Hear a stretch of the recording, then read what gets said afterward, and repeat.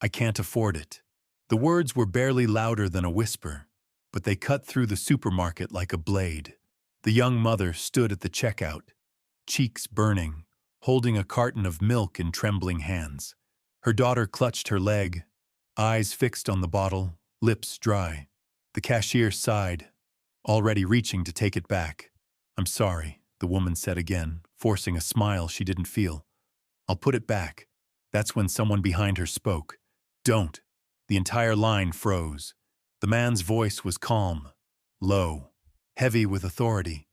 A suit worth more than the store itself. Eyes that had seen fear bend before them.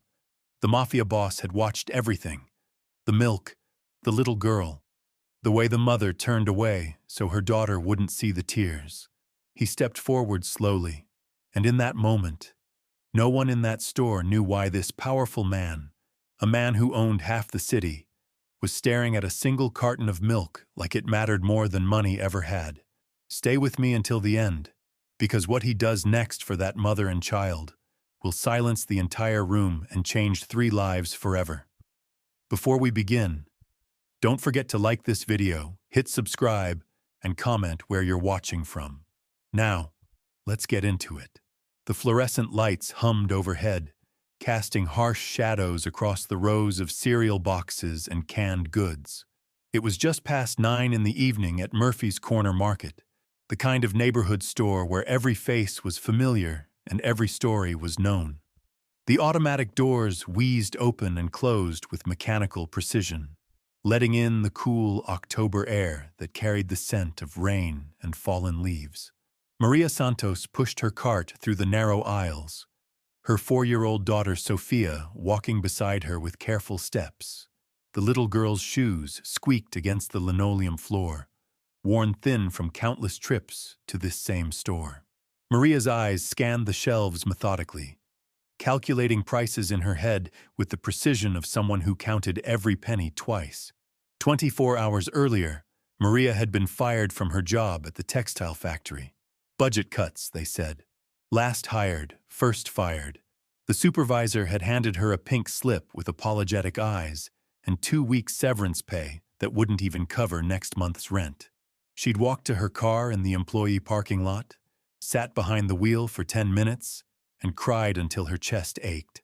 But Sophia needed milk. Growing children couldn't wait for better circumstances. Maria reached for the store brand carton, the cheapest option available. Even then, the price tag made her stomach twist.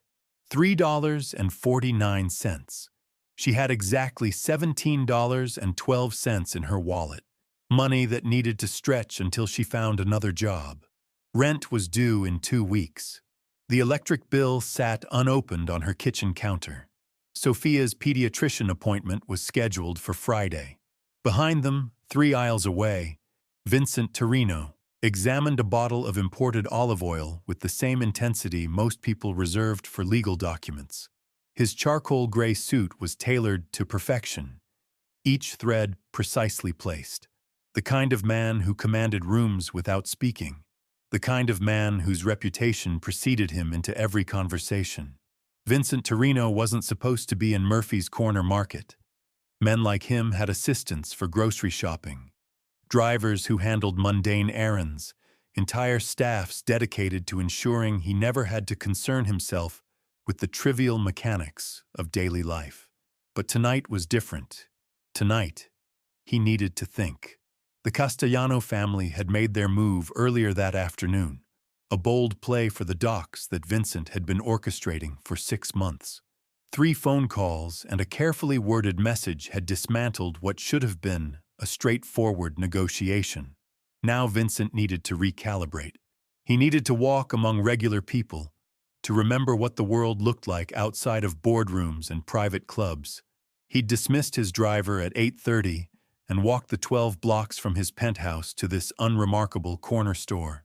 The security detail trailing behind maintained their distance, professional ghosts in expensive shoes. Vincent picked up a jar of marinara sauce, not because he needed it, but because the motion gave him something to do with his hands, while his mind worked through possibilities. He'd built his empire by reading people, by understanding their motivations before they understood them themselves. Every gesture mattered. Every word carried weight. As he moved through the store, Vincent became aware of the other customers. A teenager buying energy drinks and candy. An elderly man selecting frozen dinners for one. A young woman with a small child, moving with the careful deliberation of someone operating on a strict budget. Something about the woman caught his attention. Perhaps it was the way she paused before each selection, her lips moving silently as she calculated costs. Perhaps it was how her daughter stayed close, understanding instinctively that this wasn't a trip for wants, only for absolute needs. Vincent had grown up in neighborhoods like this, before the money, before the power, before his name became synonymous with influence that reached into every corner of the city. He remembered his own mother standing in similar aisles, making similar calculations. The weight of responsibility that pressed down on single parents, the impossible mathematics of making too little money cover too many needs. Maria approached the checkout counter with Sophia's small hand clasped firmly in hers. The cashier, a tired-looking woman in her 50s, began scanning items with mechanical efficiency. A loaf of bread, a small container of peanut butter, a package of pasta. Each beep of the scanner felt like a countdown. The milk came last. Vincent watched from his position near the magazine rack. Close, enough to observe, but far enough to remain unnoticed. He saw Maria's shoulders tense as the total climbed higher than expected. He saw her reach into her purse, fingers counting bills that suddenly seemed insufficient. The cashier announced the total, $18.73. Maria's face went pale. Her hand froze inside her purse. She looked down at Sophia, who was staring up at her with complete trust, complete faith that her mother would handle whatever needed handling. "I can't afford it," Maria said, her voice barely audible. The words hung in the air like smoke. The entire store seemed to hold its breath. The teenager with the energy drink stopped scrolling through his phone. The elderly man paused his examination of frozen dinners. Even the background music seemed to fade into silence. Sophia looked from her mother to the carton of milk sitting on the counter. Her small hand reached toward it instinctively, then pulled back when she saw her mother's expression. The cashier's face softened with practiced sympathy. She'd seen this scene before, would see it again. "I'm sorry, honey," she said gently, already reaching for the milk. "We can put this back." That's when Vincent stepped forward. "Don't." The word carried the authority of a man accustomed to being obeyed. Every head in the store turned toward him. Maria looked up, startled by the interruption. The cashier's hand froze above the milk carton. Vincent approached the counter with measured steps, his presence filling the space like a gathering storm. His eyes met Maria's briefly, and in that moment, something passed between them. Recognition, perhaps, or simply the acknowledgement of one human being seeing another's struggle. He reached into his jacket pocket, and for just a moment, the tension in the store ratcheted higher. But what he withdrew wasn't what anyone expected. It was a simple black leather wallet, worn at the edges, softened by years of use. The kind of wallet that held more than money. It held memories. Vincent pulled out a crisp $100 bill and placed it on the counter beside Maria's groceries. The paper made no sound as it settled, but the impact was deafening. Every eye in the store fixed on that single piece of currency like it was a miracle made manifest. The cashier stared at the bill, then at Vincent, then back at the bill. Her hand hovered over it uncertainly, as if touching it might break some unspoken spell. "Pay for her groceries," Vincent said quietly. His voice carried the weight of absolute certainty. "Keep the change for yourself." Maria's breath caught in her throat. She looked up at this stranger, this man whose very presence seemed to shift the atmosphere of the entire store. There was something in his eyes she couldn't quite identify. Not pity, not charity. Something deeper. Something that spoke of understanding born from experience. "Sir, I can't accept this," Maria managed to whisper. Her voice trembled with a mixture of gratitude and pride. This is too much. Vincent's expression softened almost imperceptibly. For just a moment, the mask of authority slipped, revealing something vulnerable underneath, something human. "My mother used to stand where you're standing," he said, his words measured and deliberate. "Same choice, same impossible mathematics. She always found a way, but it shouldn't have been so hard." The silence in the store stretched like a held breath. Even Sophia seemed to sense the gravity of the moment, her small hand tightening around her mother's fingers. Vincent knelt down slowly, bringing himself to Sophia's eye level. His expensive suit creased at the knees, but he didn't seem to notice or care. Up close, his face was gentler than his reputation suggested. Lines around his eyes that spoke of laughter alongside the harder truths of his world. "What's your name, sweetheart?" he asked, his voice taking on a warmth that surprised everyone listening. "Sophia," the little girl replied, her voice barely above a whisper. "That's a beautiful name." Vincent smiled, and for a moment, he looked like any grandfather might look when speaking to a child. "Do you know what my favorite part of the grocery store is?" Sophia shook her head, wide eyes fixed on his face. "The milk section," Vincent said with mock seriousness, "because milk helps little girls grow up to be strong and smart and brave. And I think you're going to be all three of those things." Sophia giggled, the sound breaking through the tension like sunlight through clouds. Even Maria found herself smiling despite the tears gathering in her eyes. Vincent stood slowly, his attention returning to Maria. His expression grew more serious, but not unkind. "Listen to me carefully," he said, his voice low enough that only she could hear. "Tomorrow morning, go to Delacroix Construction on 5th Street. Ask for Tony Ricci. Tell him Vincent sent you. They need someone for their office, handling schedules and invoices. The pay is fair. The hours work with a school schedule." Maria stared at him in disbelief. "You don't even know me," she said. "Why would you do this?" Vincent was quiet for a long moment, his gaze distant. When he spoke again, his voice carried the weight of old memories. "Because 30 years ago, my mother stood in a store just like this one, and nobody helped her. She worked 3 jobs to keep us fed, slept 4 hours a night, and never once complained. She deserved better than that struggle." He paused, looking down at Sophia, who was now clutching the milk carton like a treasure.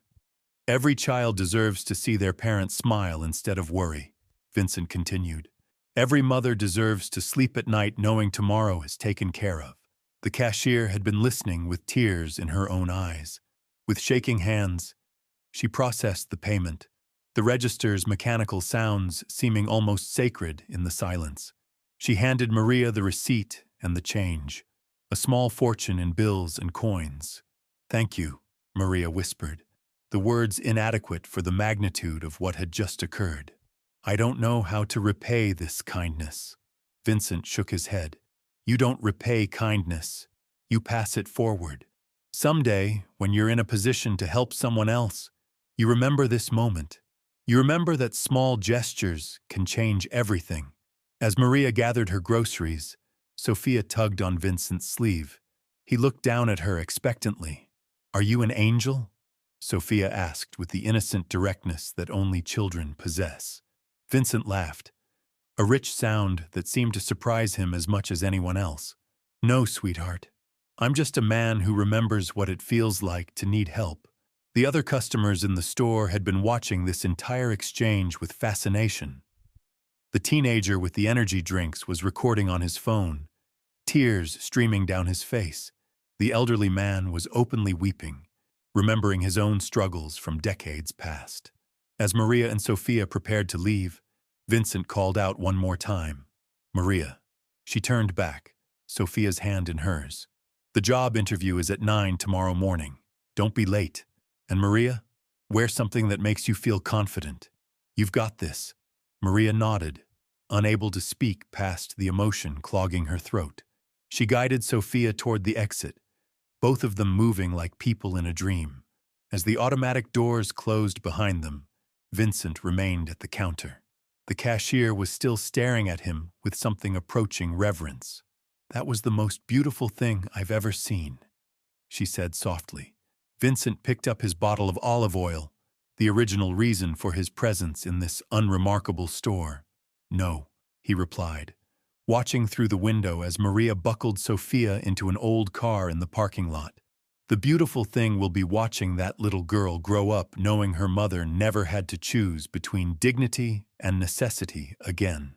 He walked toward the exit, leaving behind a store full of people who would remember this night for the rest of their lives.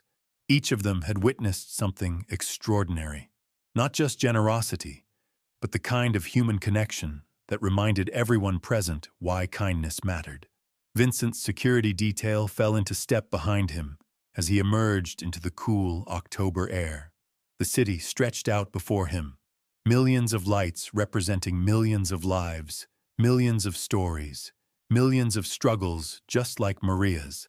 For the first time in months, Vincent Torino felt something he'd almost forgotten how to feel. He felt hope. Hope. But Vincent's story was far from over. As his black sedan pulled away from Murphy's Corner Market, something fundamental had shifted inside him.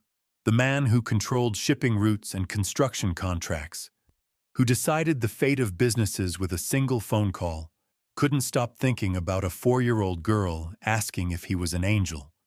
3 blocks from his penthouse, Vincent made a decision that would have surprised anyone who knew him. He pulled out his phone and dialed a number he hadn't called in years. "Marcus," he said when the line connected. "It's Vincent. I need you to do something for me." Marcus Delacroix had been Vincent's childhood friend before their paths diverged into legitimate business and shadowy enterprises. They'd grown up on the same streets, shared the same struggles, but Marcus had chosen the straight path. Now he ran one of the city's most successful construction companies. "Jesus, Vinny," Marcus said, using the nickname only childhood friends were allowed. "It's been what, 2 years? You calling to finally take me up on that fishing trip?" "I need a job for someone," Vincent said directly. "A woman named Maria Santos, single mother, recently unemployed. She'll be there tomorrow morning at 9. There was a pause on the other end. Marcus knew Vincent well enough to understand that this wasn't a request. It was something deeper. "What's the story?" Marcus asked carefully. Vincent stared out the window at the city lights blurring past. How could he explain what had happened in that store? How could he describe the moment when Sophia's innocent question had cracked something open inside him? "She needed help," Vincent said simply. "Good people shouldn't have to choose between dignity and survival." "All right," Marcus replied without hesitation. "I'll take care of it. What kind of work? Office management? Scheduling, invoices, phones, something stable, something that pays enough for a mother to sleep at night? Consider it done." "Vinny?" Marcus paused. "You okay? You sound different." Vincent considered the question as his driver navigated through downtown traffic. Was he okay? For the first time in years, he thought he might be. "I'm figuring that out," he said finally, and ended the call. Meanwhile, in her small apartment across town, Maria sat at her kitchen table staring at the handful of bills Vincent had left as change. $81.27. More money than she'd held at one time in months. Sophia was already asleep, the milk safely stored in their refrigerator, but Maria couldn't quiet her racing thoughts. She'd spent the drive home trying to process what had happened. The stranger's kindness felt too enormous to be real, too perfect to be anything but a dream. But the groceries sitting on her counter were proof. The business card for Delacroix Construction that Vincent had slipped her was real. The interview tomorrow was real. Maria had learned long ago that life rarely offered second chances without strings attached. Her ex-husband had taught her that lesson with brutal efficiency. When something seemed too good to be true, it usually was. But something about Vincent's eyes, the way he'd spoken to Sophia, the careful respect in his voice when he addressed her, felt genuine. She opened her laptop and searched for Delacroix Construction. The website showed a thriving company with dozens of projects across the city.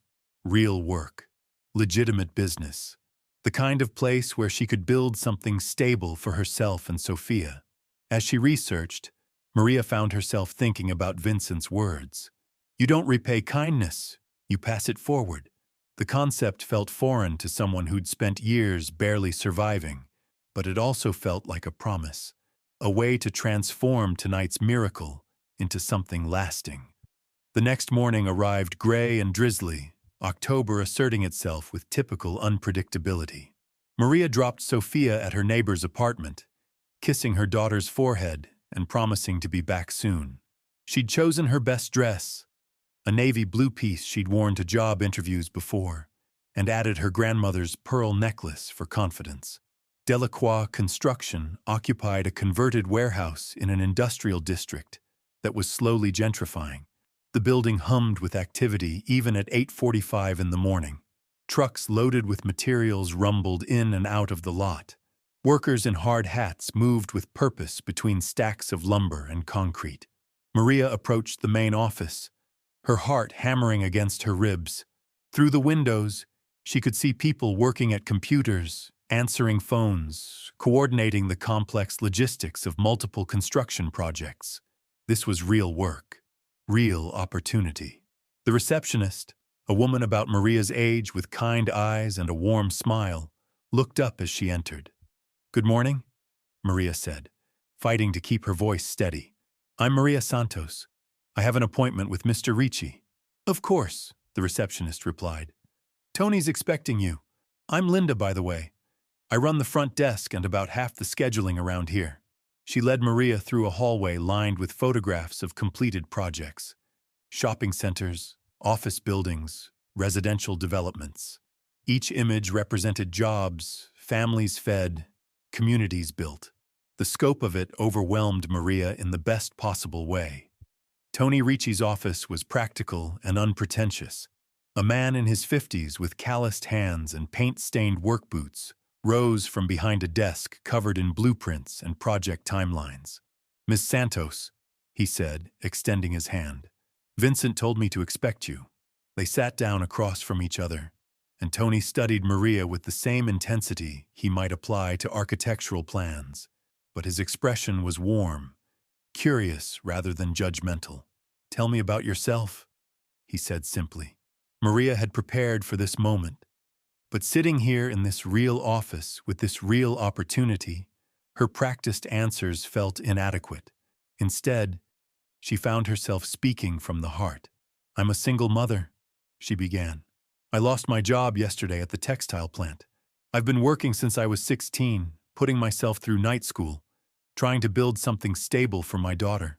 I'm good with numbers, organized, reliable. I show up, I work hard, and I need this chance more than I can put into words. Tony nodded slowly. Vincent mentioned you have a daughter. How old? 4. Sophia. She's the reason I get up every morning. Childcare arrangements? My neighbor watches her after school. I can work any hours that fit with Sophia's schedule. Tony leaned back in his chair, his expression thoughtful. Here's the thing, Maria. Vincent Torino isn't a man who asks for favors lightly. When he calls me and says someone needs help, I pay attention. But I don't hire people as charity cases. This job is real work. We coordinate schedules for 8 different project sites. We manage vendor relationships, handle invoicing, deal with city permits. It's demanding. Maria felt her chest tighten. Was this the moment where kindness revealed its limitations? But, Tony continued, I've been doing this for 25 years, and I can usually tell within 5 minutes if someone has what it takes. You walked in here scared, but determined. You looked me in the eye when you spoke. You talked about your daughter like she was your motivation, not your burden. Those are the qualities I need in this office. He reached across his desk and picked up a folder. The job starts at $42,000 a year, plus health benefits. 2 weeks paid vacation, sick leave, and we're closed between Christmas and New Year's. Standard hours are 8 to 5, but we're flexible when family situations require it. Sound like something you'd be interested in? Maria stared at him, certain she'd misheard. $42,000 was more money than she'd ever made in a single year. Health benefits meant Sophia could see a doctor without Maria lying awake calculating costs. Paid vacation was a concept so foreign she couldn't immediately process it. Yes, she whispered, then cleared her throat and spoke with more conviction. Yes, Mr. Ricci. I'm very interested. Tony, he corrected with a smile. We don't stand on ceremony around here. Can you start Monday? I can start today, Maria replied, then caught herself. I mean, Monday is perfect. Thank you. Thank you so much. As Tony explained her responsibilities and introduced her to the rest of the office staff, Maria felt something she hadn't experienced in years. Security. Not just financial security, though that was overwhelming enough, but the deeper security that came from being valued, from being part of something meaningful. Linda showed her the scheduling system, explaining how projects flowed from initial bid to completion.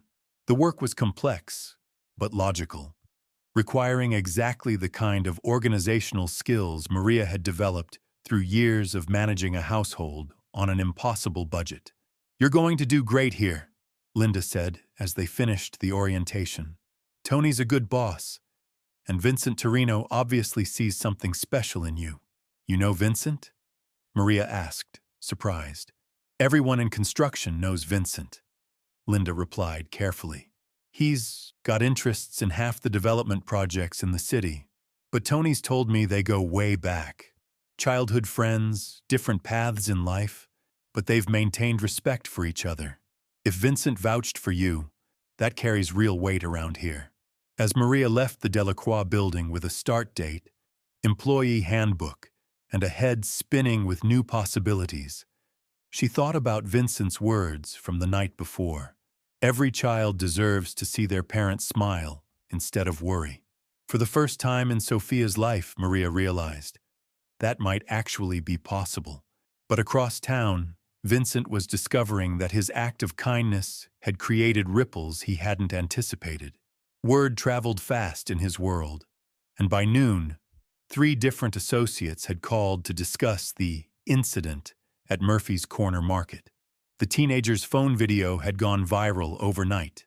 Millions of views of a mysterious man in an expensive suit helping a struggling mother. The comments ranged from heartwarming to suspicious to wildly speculative about the man's identity. Vincent's face was partially obscured in the footage, but people in certain circles recognized the stance, the bearing, the unmistakable presence. This kind of attention was the last thing a man in Vincent's position needed. Vincent's phone buzzed incessantly throughout the afternoon. Text messages from lieutenants, calls from business partners, even a concerned message from his lawyer. The video had reached the wrong eyes, and in his world, visibility was often a death sentence. Boss, came the voice of Detective Ray Morrison, one of Vincent's longest-standing contacts in the police department. We need to talk. That video's making rounds in places you don't want it making rounds. Vincent stood at the floor-to-ceiling windows of his penthouse office, watching the city sprawl beneath him like a living organism. Every building, every street, every corner had a story. Most of those stories involved him in some way. How bad is it? Vincent asked, though he already knew the answer. Federal task force picked it up this morning. They've been building a case for 18 months, looking for any crack in your armor. Suddenly you're St. Vincent helping poor mothers? They smell publicity stunt. They smell weakness. And Vincent, Ray paused, choosing his words carefully. They smell opportunity. The line went dead. Vincent set the phone down and walked to his safe, a massive steel vault hidden behind a false wall. Inside, among the documents and cash and items better left undescribed, sat a photograph. His mother, Elena Torino, at 26 years old, holding a grocery bag and smiling despite the exhaustion in her eyes.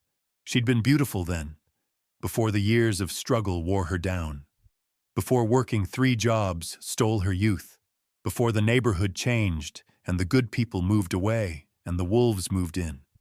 Vincent had built his empire on a simple promise to that photograph. No one would ever make his family choose between dignity and survival again. But now that empire was under threat because of a moment of humanity in a grocery store. His phone rang again. This time, the caller ID made his blood run cold. Salvatore Castellano. "Vincent, my friend," came the oily voice through the speaker. "I saw the most interesting video today. Very heartwarming, very public. What do you want, Sal?" "Want? I want nothing. I'm calling to congratulate you. Such a touching display of charity. Although I have to wonder," Castellano's voice took on a predatory edge, "what kind of message does this send to your associates? To your enemies? Vincent Torino, the feared businessman, reduced to buying milk for strangers?" Vincent gripped the phone tighter. Salvatore Castellano had been circling like a vulture for months, looking for any sign of weakness to exploit. The docks deal had been just the beginning. Now he had ammunition. "Careful, Sal," Vincent said, his voice dropping to the register that had intimidated boardrooms for decades. "You're mistaking kindness for weakness. That's a fatal error in judgment." Castellano laughed, a sound like broken glass. "Perhaps. Or perhaps you're going soft, Vincent. Perhaps it's time for younger, hungrier men to take control of this city's opportunities." The threat was unmistakable. Vincent ended the call and immediately dialed another number. Within minutes, his security chief, Tommy Marchetti, entered the office. Tommy was a mountain of a man who'd taken bullets for Vincent and never complained once. "We've got problems," Vincent said without preamble. "The video from last night has Castellano circling. He's going to make a move, probably within the week." Tommy nodded grimly. "I've already doubled security at all the key locations.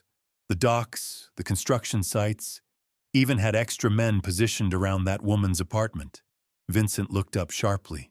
"Maria's apartment? Why?"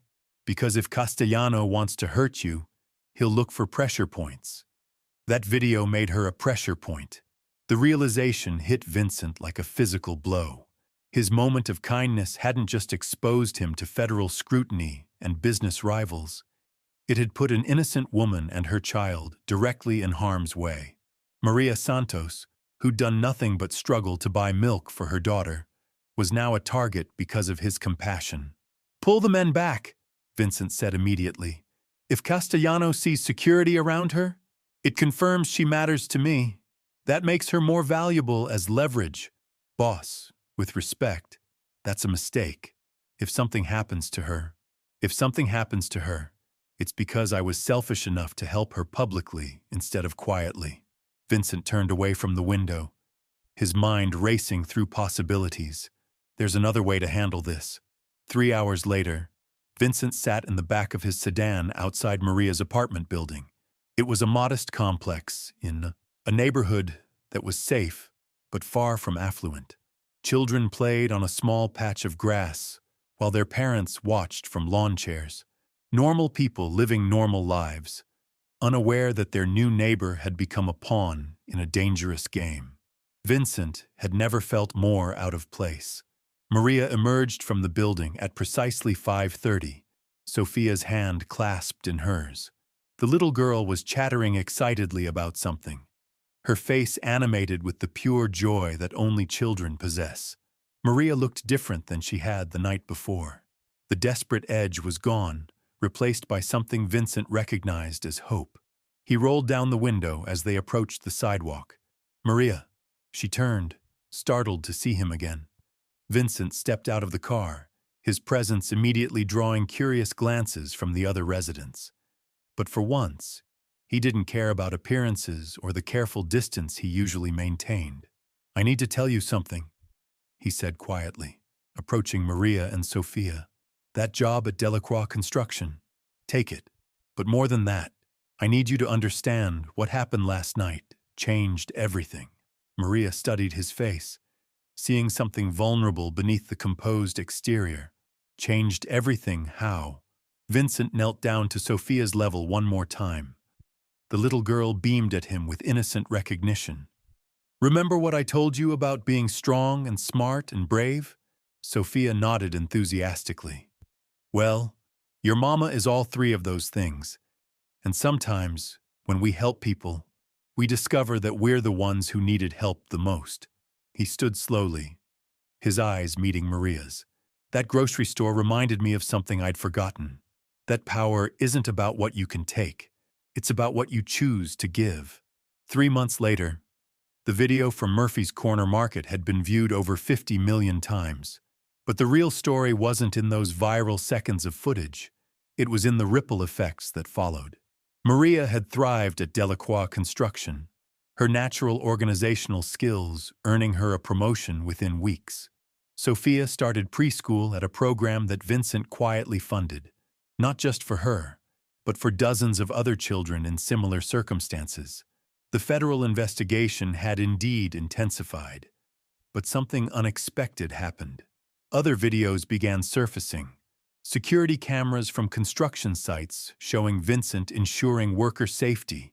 Testimonies from small business owners whose loans had been mysteriously approved after Vincent's involvement. A pattern emerged of a man who used his influence not just for profit, but for protection. Even Salvatore Castellano had miscalculated. His attempted power grab collapsed when key allies refused to move against a man who'd become, almost overnight, a folk hero. The city's most feared businessman had revealed himself to be something more complex, something human. And sometimes, late at night, Vincent would drive past Murphy's Corner Market. The store looked exactly the same, but everything had changed. That moment at the checkout had taught him the most important lesson of his life. True power wasn't measured in fear or control. It was measured in the courage to see someone struggle and choose to help, even when no one was watching. Because in the end, we're all just people trying to afford what matters most. And sometimes, the greatest gift we can give isn't money or opportunity. It's the reminder that we're not alone in this world, that someone sees us, that someone cares. That simple act of kindness had rippled outward, touching lives in ways Vincent could never have imagined. And it all started with 3 words that changed everything. I can't afford it. Sometimes the most powerful thing you can do is simply say, "Don't worry, I've got this."